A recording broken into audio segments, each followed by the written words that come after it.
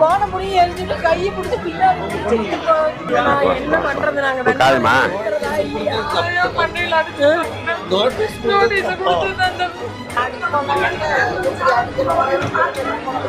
திமுக வந்து எங்க அந்த பசங்கள்லாம் வந்து போட்டு விரட்டி எடுக்கிறானுங்க, அடிக்கிறானுங்க.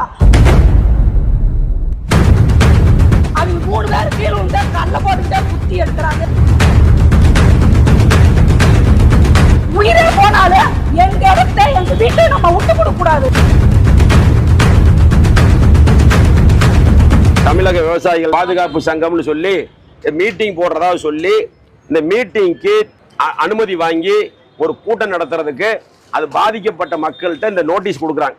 இந்த நோட்டீஸை கொடுக்கறது கூட உரிமை இல்லையா போய் போட்டு லேடிஸ் எல்லாம் போட்டு அடிச்சு, இது ஜனநாயக நாடு. இதுல வந்து அவங்க உரிமைகளை அவங்களுடைய இது பாதுகாத்துக்கிறதுக்கு கோரிக்கை வைக்கிறதோ பொதுக்கூட்டம் நடத்துறதோ அவங்களுடைய ரைட்ஸ். அது நீங்க இது தவறு இருந்ததுன்னா நீங்க இதை மறுத்து நோட்டீஸ் கொடுக்கலாம். ஆனா அராஜகம் பண்ணி அடியாட்களை வச்சு அடிச்சு அது பாதியால் வெளியூர் ஆட்கிறாங்க. அந்த வார்டு செயலாளர் தான் இது தலைமை தாங்கி நடத்தி இருக்கிறார். இந்த மாதிரி அட்டகாசம் பண்றாங்க. இது வன்மையாக கண்டிக்கத்தக்கது. கரூர் சட்டமன்ற தொகுதியில் மட்டும்தான் இந்த மாதிரியான அட்டூழியா அராஜகம், ரொம்ப அராஜகத்தின் உச்சத்துல போய்கிட்டு இருக்குதுங்க. இந்த அராஜகம் நடந்துகிட்டு இருக்குது.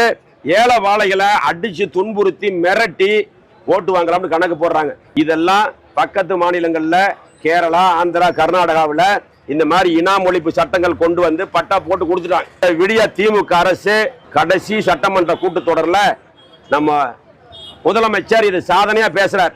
சரியான ஆளைத்தான் நான் அறநிலையத்துறைக்கு மந்திரியா போட்டிருக்கிறேன்.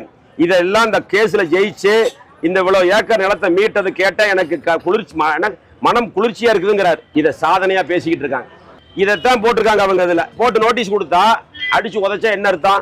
இந்த விவசாய சங்கத்தை அடிச்சு துரத்தி விட்டாங்க. நாளைக்கு நாங்க கொடுக்குறோம், நான் கொடுக்குறேன், எங்க பொதுச் செயலாளர் படத்தை போட்டு எங்க அம்மா படத்தை போட்டு நான் நோட்டீஸ் கொடுக்குறேன். எவன் ஆம்பளை இருந்தா தடுக்க சொல்லு பார்ப்போம். என்ன அர்த்தது? நீ நோட்டீஸ் கொடுத்தா நீ உன் சைடு நியாயத்தை சொல்லுங்க. இல்ல இதுல தவறு இருந்ததா போலீஸ்ல கம்ப்ளைண்ட் கொடுங்க. அடிக்கிறதுக்கு என்ன வகையில் நியாயம் இருக்குது? அது பூரா லேடிஸுங்க. ஒரு ஜென்ஸ் ஒரு வயசு பிள்ளைய பிடிச்சி கையை பிடிச்சி திருவி பெரிய அலும்பு பண்ணிருக்கானுங்க. இதை வன்மையா கண்டிக்கத்தக்க.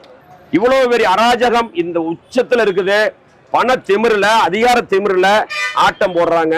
இதுக்கெல்லாம் வருகின்ற 23ஆம் தேதி நல்ல தீர்வு கிடைக்கும்.